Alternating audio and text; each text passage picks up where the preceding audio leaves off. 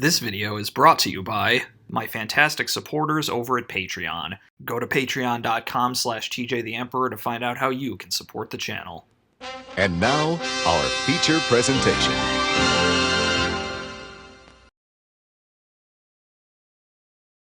Hi friends, this is Part 7 of the Complete Xenogears Reference Guide. As always, if you notice anything I forgot or got wrong, leave me a comment about it, and if I get enough of them, I'll make an addendum video and give you credit for whatever you found. Alright, enjoy the video.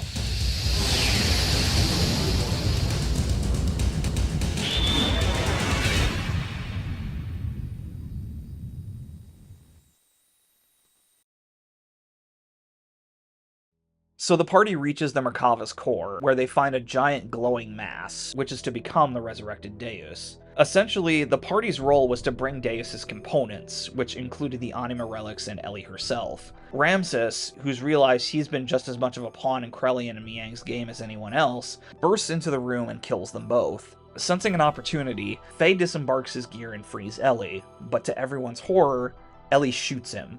Afterwards, her hair transforms from brown to blue, and Krelian stands back up. Okay, I know this game has already gone totally off the rails, but at this point, if it's even possible, it's about to get even crazier. There's no way for me to adequately do this section justice without dumping endless exposition on you, but that's more or less what needs to be done, so here we go. Deus was created by an ultra-advanced spacefaring civilization 10,000 years ago as a weapon to be used in an interstellar war. The system went out of control and was deemed too dangerous to use. Ergo, it was disassembled and its component parts placed aboard the Eldridge. I'll go over those components now. Aside from Deus's main body, which we've already seen in a couple prototypical forms, there was the Zohar, an object capable of generating infinite amounts of energy, used as its main power source, Kadamony, a biological supercomputer, Persona, a component of Kadamony capable of creating organic matter, Anima, the feminine organic components generated by Kadamony, and Animus, the masculine organic components. Most of these names I've already discussed. However, Kadamony is a new one. This is a reference to Adam Kadmon, the primordial man as found in Kabbalistic tradition. As it was being transported aboard the Eldridge, Deus became aware of what was going on and took over the ship. In the end, the Eldridge crashed onto another planet, seriously damaging Deus in the process. To repair itself, Kadamony initiated Persona, and created the first humans, Cain and the Gazelle Ministry, destined to someday become part of the new body of Deus. To manage these new humans, Miang was created as Deus's final component. Every woman contains the genetic factor necessary to become Miang, and when one dies, she's reborn in the body of another random woman.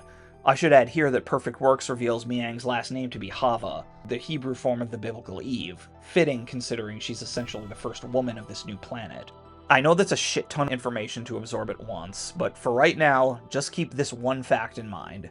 Deus may technically be a god, but he's really only the god of Xenogears' world. Being that he's the creation of another human civilization, if he is a god, he cannot be the highest god. That being the case, we're ready for a deep dive into one of Xenogears' most extensive references, that being the cosmology of Gnosticism. Now, before we get too into the weeds, a few words about Gnosticism. It's inaccurate to speak of Gnosticism as a singular religion. There were many different Gnostic movements during the early years of the Christian era. Despite this, most people do use the term Gnosticism to refer to those movements in the aggregate, because most have a number of key overlapping traits, some of the most important being of the belief in a transcendent god, the belief that the material world was created by a lesser god and therefore evil, and the belief in a quest for humans to obtain knowledge and enlightenment. Indeed, Gnosticism is derived from the Greek word for knowledge. Obviously, discussing every Gnostic movement is impossible, not to mention beyond the scope of this video, so I'm going to confine my focus to one text in particular, the Apocryphon, or Secret Book of John, one of the most famous and influential Gnostic texts in antiquity and what is considered by many to be a perfect introduction to Gnosticism itself. The Apocryphon of John is essentially a Gnostic creation myth. It begins by introducing a transcendent god called the Monad, or the One, that's more or less impossible to describe in human language.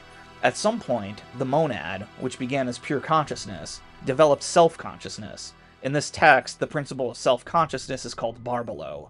It's worth noting that although the story plays out like a mythic drama, most of the action, as can be gleaned from my mention of consciousness and self-consciousness, takes place in the mind of the monad, because the mind of the monad is basically what true reality entails. Anyway, after creating Barbelo, the mind of the monad continues to expand, with more aspects of the divine mind, referred to as aeons, created with the full blessing of the monad. One of these aeons, by the way, is the divine form of Christ. Together, these aeons represent what's called the pleroma, the totality of the divine mind. Eventually, the least of these aeons, Sophia or wisdom, attempts to mimic the monad's creative act completely on her own, without the blessing or perhaps even the knowledge of the rest of the pleroma. This results in the creation of a hideously deformed beast with the head of a lion and the body of a serpent, whom the text calls Yaldabaoth, and Gnostic tradition often refers to as the Demiurge, a name originating from Plato and used by other writers in the Platonic tradition. I'm going to refer to it as the Demiurge as well, because Yaldabaoth doesn't roll off the tongue very easily. Anyway, Sophia is ashamed, and imprisons the Demiurge in another realm. In a further perversion, the Demiurge itself fashions a world in that realm along with a series of minions called Archons. The mixture of the divine light, remember the Demiurge still comes from the pleroma and therefore contains some of Sophia's light within it, combined with this dark realm creates a world that the text describes as dim. This is our world, that of physical matter. This is the true fall, the descent into a physical world from the heretofore wholly spiritual pleroma. Sophia repents of her error, and the rest of the pleroma devise a plan to redeem this fallen aspect. From the physical world, the Demiurge sees the vision of the divine man. In an attempt to emulate this vision, he creates a physical man, this time the biblical Adam. Afterwards, the Demiurge is persuaded to blow some of his spirit into the man. By doing so, the portion of Sophia's light is transferred from the Demiurge into Adam. Thus does mankind become the primary instrument in the world's regeneration, by remembering the divine origin of all and casting off the errors caused by their imprisonment by the Demiurge. The drama of history is the ongoing attempt of mankind to do just that, the Demiurge standing in their way. The rest of the book sees this play out via a series of subversive readings of a number of stories from the Book of Genesis, most notable of which being that of the Garden of Eden, where it is revealed that the serpent is not, in fact, Satan, but a spiritual being sent by the monad to help our first parents achieve their redemption. Alright, with this basic working knowledge of the Apocryphon of John, combined with Miang's big speech, I think we're ready to go all the way back to the opening cutscene because, as it turns out, the entire cutscene can be seen as a distillation of the Gnostic creation myth. Consider this section of the video, Xenogears opening cutscene actually explained. No, really. To start, that quote from the Book of Revelation, I'm Alpha and Omega, the beginning and the end, so on and so forth.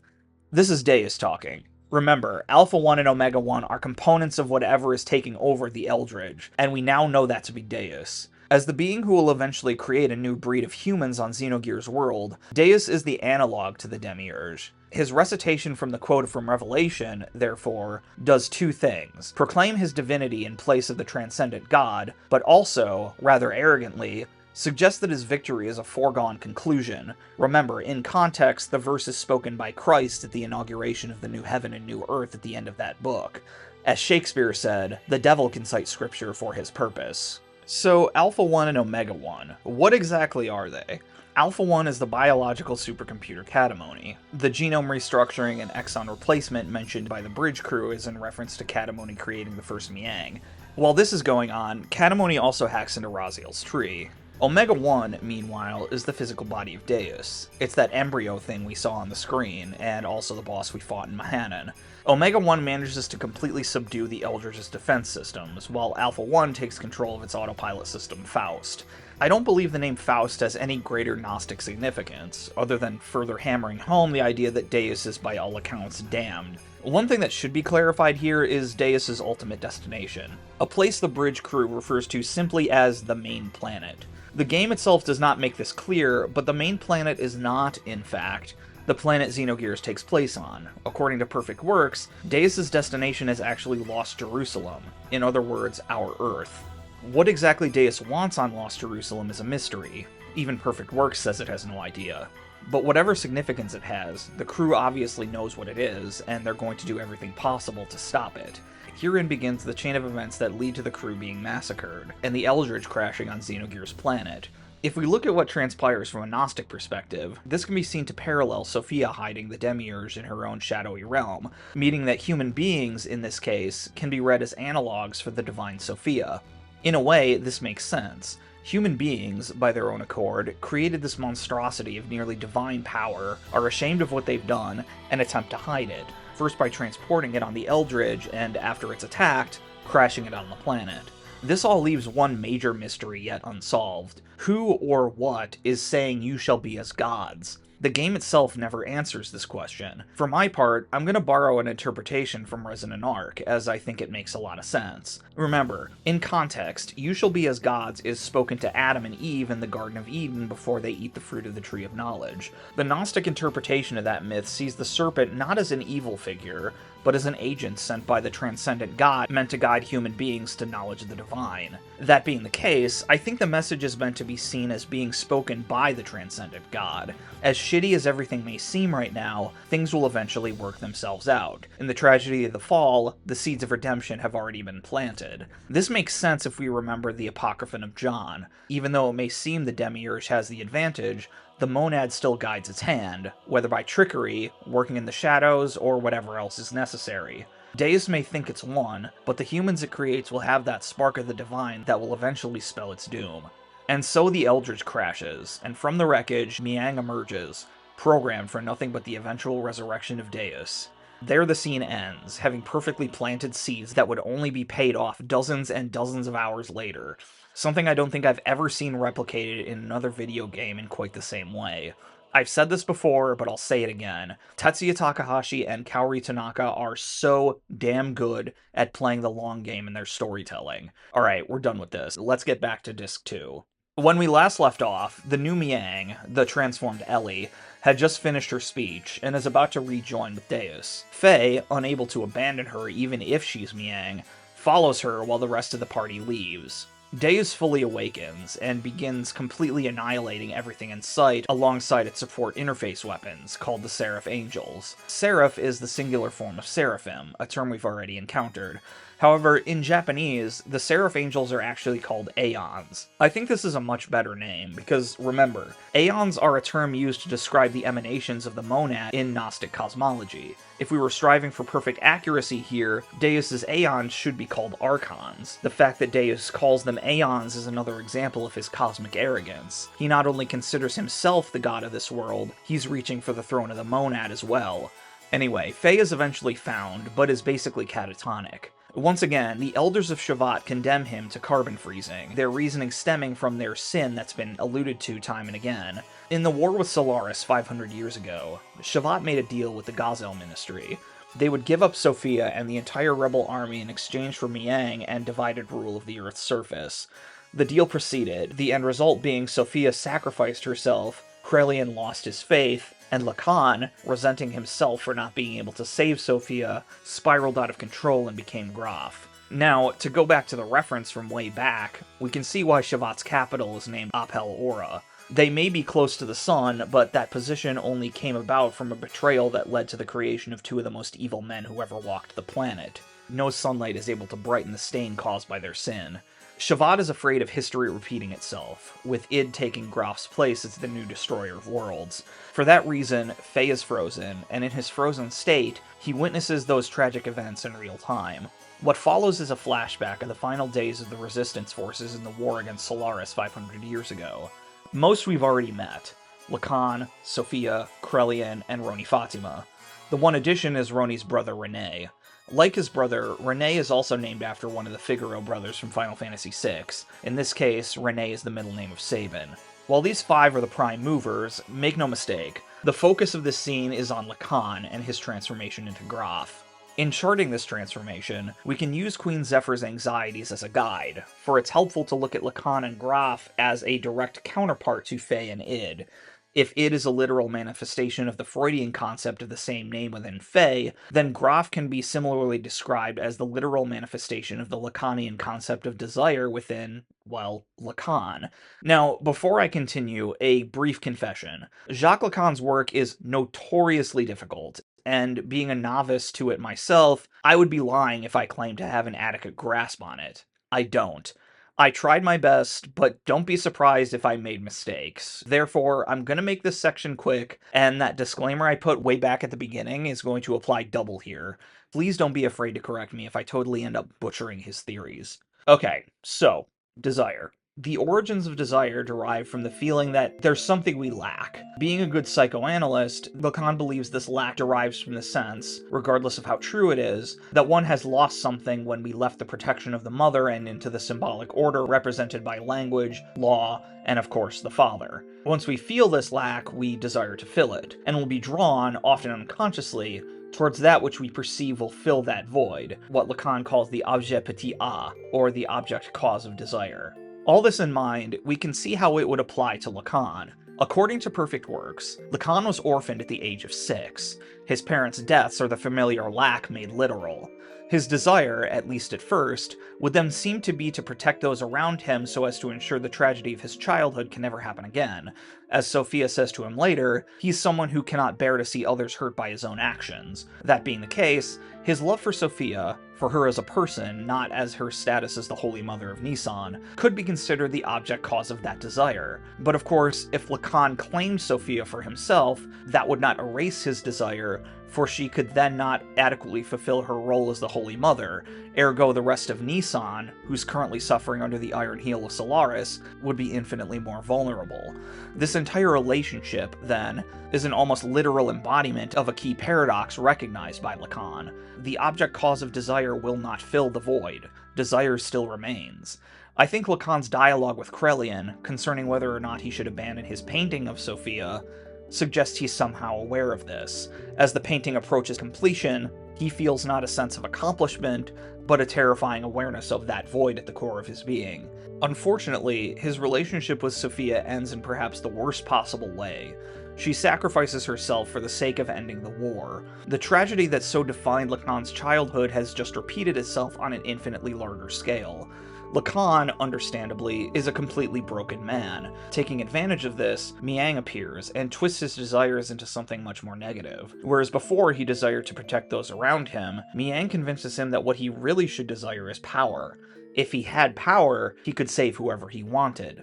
That twisted desire for power manifested into the personality we know as Graf. Okay, we're done. I hope that was okay. But before we go on, a word about Krelian. Whereas Lacan spiraled into a destructive madness, Sophia's death caused Krelian to lose all faith. After all, how could there be a god if he did not protect Sophia?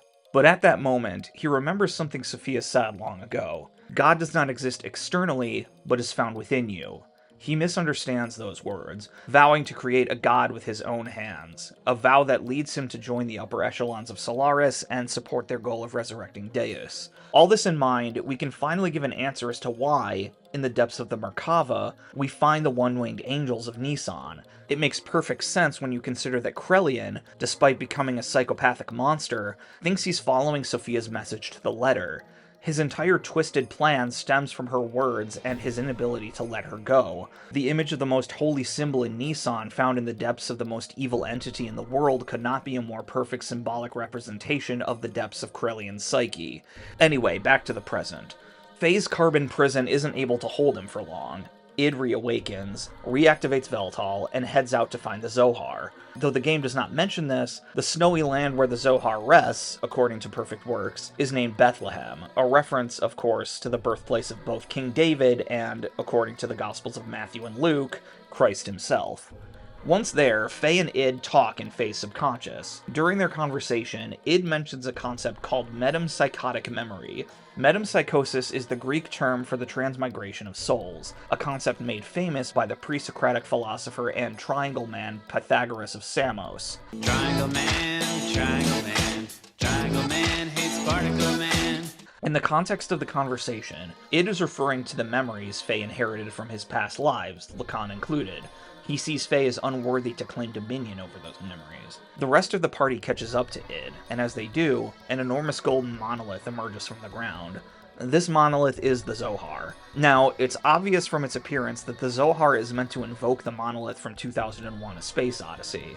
Though that monolith is black and the Zohar is gold, both are massive rectangular structures of unknown origin that have access to power beyond the scope of human imagination. As if that weren't enough to make the connection obvious, Perfect Works straight up says that the Zohar was originally found on Earth in the year 2001.